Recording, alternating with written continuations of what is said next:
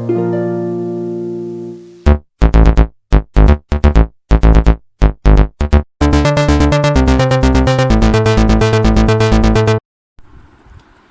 बच्चों, a very good morning to all of you. आज हम एक्सरसाइज 2.5 का सेकंड सम करने जा रहे हैं, जिसमें हमें दशमलव का उपयोग करते हुए निम्न को रुपयों में व्यक्त करना है। ठीक है, तो इसका जो फर्स्ट पार्ट है वह है 7 पैसे।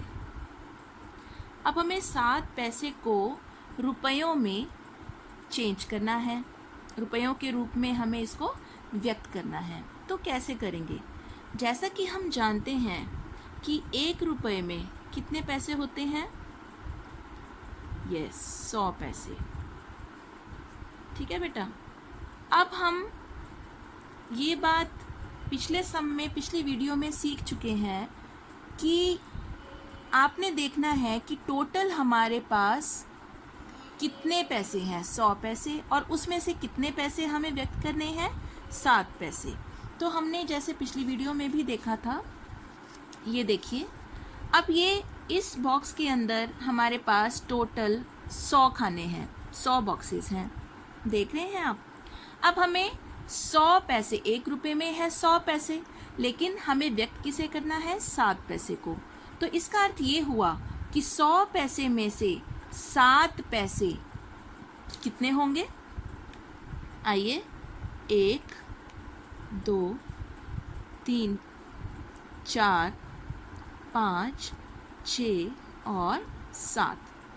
तो आपने देखा कि कैसे 100 बॉक्सेस में से हमने 7 बॉक्सेस जिनको हमें चेंज करना है, जिनको हमें रुपयों में व्यक्त करना है, उसे हमने यहाँ पर दर्शाया। ठीक है बेटा, तो अब ये जो 100 में से 7 डार्क पोर्शंस हैं, उनको हम किस प्रकार से लिखेंगे? किस प्रकार से लिखेंगे? 7/100, 7/100।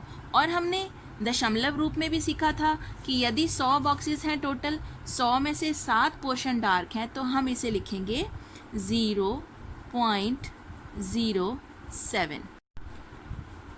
आप देख रहे हैं कि ये क्या है? यह शतांश है। 7 क्या है? शतांश। शतांश मतलब 100 का हिस्सा, 100 के 7 हिस्से।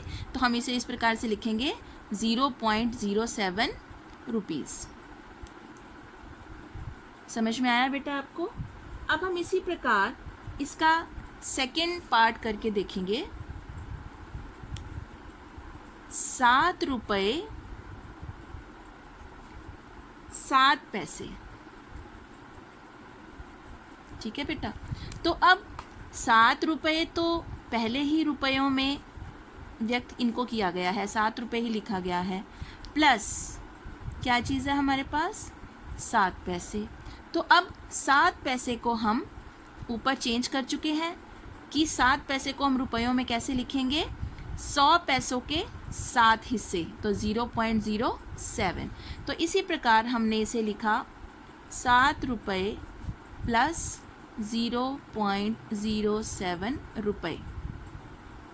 अब हम इन्हें तभी प्लस कर सकते हैं यदि इन दोनों की यूनिट सेम होगी, इन दोनों की इकाई सेम होगी।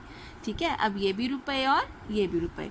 अब इसे जोड़ने के लिए, इसे प्लस करने के लिए मैंने आपको एक बड़ा आसान तरीका समझाया था कि सबसे पहले हमने प्लेस वैल्यूज़ लिख लेनी है।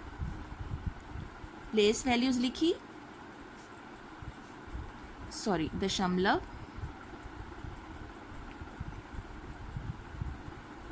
दशमलव, दशांश, दशमलव के बाद वाला हिस्सा दशांश, और उसके बाद शतांश।